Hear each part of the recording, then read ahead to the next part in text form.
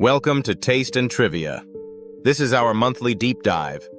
Once a month, we set the quiz format aside for something more serious. A full investigation, sourced and fact-checked, into a claim that's been repeated so many times nobody questions it anymore.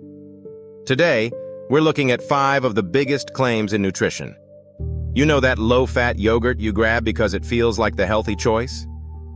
Depending on the brand, it can carry just as much sugar as the full-fat version sitting right next to it. And that gluten-free bread you picked instead of regular whole wheat? Unless you actually need to avoid gluten, it might be doing less for you nutritionally, not more. For decades, we've been handed a simple story about healthy eating. Fat is the enemy. Carbs are the enemy. Sugar is poison. Today we're investigating 5 of the biggest claims in that story, tracing each one back to what the actual evidence says and flagging the ones where the evidence is still genuinely split. Myth number 1. All fat is bad. The low-fat panic of the 1980s and 90s was built on the idea that eating fat makes you fat and gives you heart disease. Supermarkets filled up with low-fat and fat-free labels, and whole foods like nuts, oils, and avocados got lumped in as dangerous. Here's what the American Heart Association actually says today. Fat is not one thing. Industrial trans fat is genuinely dangerous. It raises your bad cholesterol and lowers your good cholesterol, and the association's current guidance is to keep it as low as possible. The good news is that partially hydrogenated oils, the main source of artificial trans fat, have largely been eliminated from the U.S. food supply. Saturated fat, found in butter and red meat, gets a more moderate recommendation. The American Heart Association currently advises keeping it under 6% of your total daily calories, not the blanket "avoid it" some people remember. And then there are monounsaturated and polyunsaturated fats, found in olive oil, avocados, nuts, and fatty fish. These are the ones actually associated with a lower risk of heart disease. Saturated fat, found in butter and red meat, gets a more moderate recommendation. The American Heart Association currently advises keeping it under 6% of your total daily calories, not the blanket "avoid it" some people remember. And then there are monounsaturated and polyunsaturated fats, found in olive oil, avocados, nuts, and fatty fish. These are the ones actually associated with lower heart disease risk. So the verdict on myth number 1, partially true, badly oversimplified. Trans fat deserves the fear. Saturated fat deserves moderation, not banishment. And healthy fats were never the villain. Myth number 2. Low fat automatically means healthier. This is where marketing gets clever. When manufacturers strip fat out of a product, they usually have to put something else in to keep the flavor and texture working. Often, that something is sugar.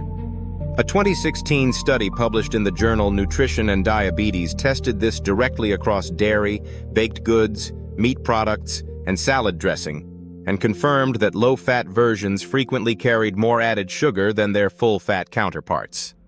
But here's where we have to be honest about the evidence. This pattern is not universal.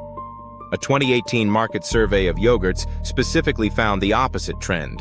Low-fat yogurts in that dataset actually averaged less sugar than full-fat ones. So for yogurt in particular, the honest answer is, it depends on the brand, and you need to read the label, not trust the front of the package either way. The takeaway that does hold up across the research: a low-fat claim on the front of a box tells you nothing about sugar, sodium, or overall nutrition. The only way to know is to flip it over and check the label yourself. Myth number 3. You have to avoid carbs to lose weight. Thanks to the popularity of low-carb diets, bread, pasta, rice, and even fruit have been treated like nutritional villains. But the dietary guidelines for Americans currently recommend that carbohydrates make up 45 to 65% of your total daily calories. Not a number you'd expect from something we're supposed to be avoiding entirely. The real distinction isn't carbs versus no carbs. It's refined versus complex. Refined carbs, the sugars in soda, candy, and white bread, digest fast and can spike and crash your blood sugar. Complex carbs, found in whole grains, beans, vegetables, and whole fruit, are loaded with fiber, which slows digestion and keeps you fuller longer. Your brain also runs primarily on glucose from carbohydrates, and researchers estimate the body needs at least 130 grams of carbohydrate a day just to meet baseline energy needs. Verdict: confirmed false as stated. The guideline math simply does not support cutting carbs to near zero for most people. The real move is upgrading carb quality, not eliminating the macronutrient. We're investigating 2 more claims in a moment, including one where the industry has been caught red-handed by federal regulators. If claims like this are new to you, subscribe now so the next investigation lands in your feed. Myth number 4. Gluten-free is healthier for everyone. For a specific slice of the population, this isn't a myth at all. Celiac disease is a real autoimmune condition, and global reviews put its prevalence at roughly 0.7% when confirmed by biopsy, up to about 1.4% when measured by blood test alone. On top of that, researchers estimate non-celiac gluten sensitivity may affect up to around 6% of Americans. For these groups, gluten-free is not optional. But for everyone else, the evidence does not support it as a general health upgrade. Whole grain products containing gluten are often good sources of fiber, B vitamins, and iron. And processed gluten-free products, to fix the texture problem that comes from removing gluten, frequently lean on refined starches, plus added sugar, fat, and sodium to compensate. The same swap we just saw with low-fat products. Verdict: true only for the minority who medically need it. For everyone else, the claim doesn't hold up. Myth number 5. Detox diets and cleanses actually cleanse your body. This is the one where we found the clearest paper trail. In 2015, researchers Klein and Kiat published a critical review in the Journal of Human Nutrition and Dietetics, examining the available evidence on commercial detox diets. Their finding: no randomized controlled trials existed, showing that detox diets remove toxins from the body. None. The review also found that many of these diets are nutritionally incomplete enough to cause deficiencies. And this is where the FDA enters the story. Their public notification archive shows real, named products caught with undeclared, dangerous ingredients hiding behind the word detox. Toxin-discharged tea was found to contain undeclared fluoxetine, a prescription antidepressant. Detox Plus was found to contain undeclared tadalafil, the active ingredient in a prescription erectile dysfunction drug.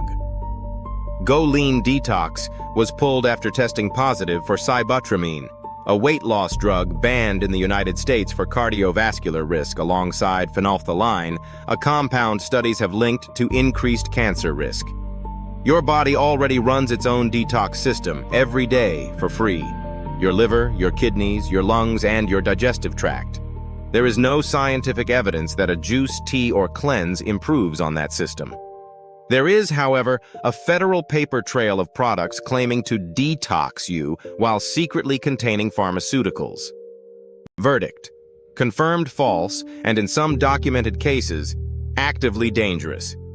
So here's the full scorecard. Fat: oversimplified, not fully false.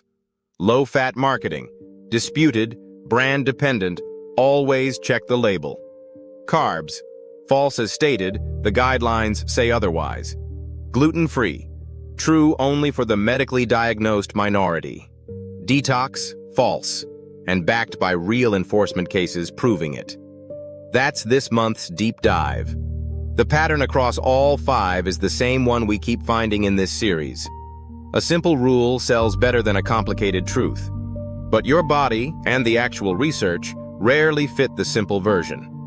If you want more investigations like this, stories traced back to primary sources instead of repeated because they sound right, subscribe to Taste and Trivia and check the description for our full Fast Food Files playlist.